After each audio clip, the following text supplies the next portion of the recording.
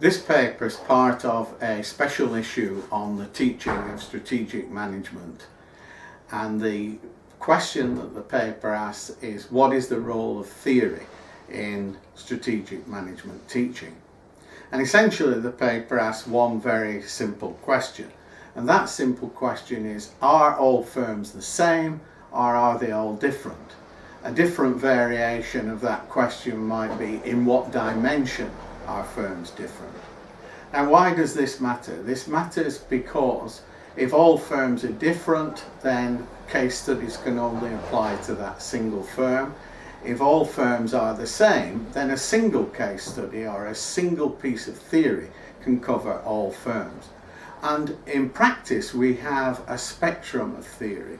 On one extreme, we have the view that all firms are different. We might call this the dynamic capabilities view.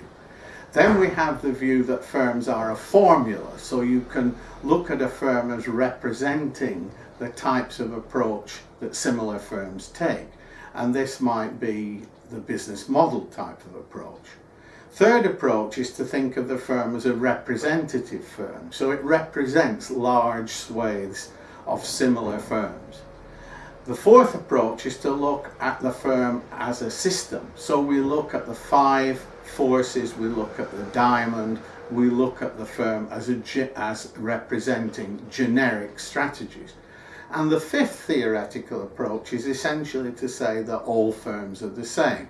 They're part of a global system, they respond to the environment. This is very much the international business approach. Now, why does the theoretical approach to the firm matter? It matters in teaching because of the way we use case studies.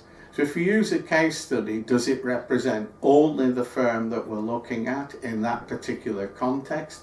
Or how far can we generalize from a single case study? And this is also relevant to the question, across what dimensions do firms differ? Do they differ according to ownership? Do they differ according to nationality? Do they differ according to the particular industry they're in or the value chain? So students can be challenged to look at the representativeness of the particular case. How far lessons from individual cases or groups of cases can be generalized. Case studies in this approach are very useful for answering how questions. They're not always as good for answering why questions, and they're often not very good at answering when questions. So the approach, the theoretical approach that we take to the firm has profound implications for the type of teaching.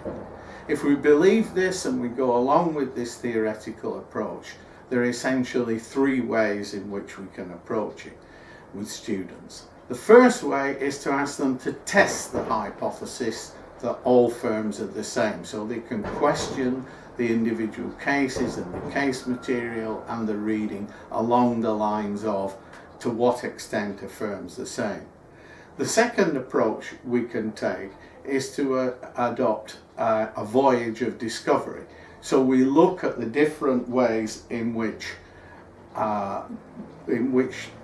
students can look at the development of the firm and ask the question as they go along, in what dimension are firms the same or in what dimension are they different?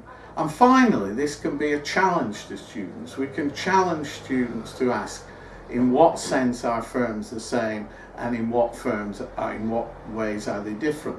And this will be a very good way of getting them to look beyond the individual cases and the groups of cases, look beyond that and in more depth at the theory that underlies the question, how are firms different?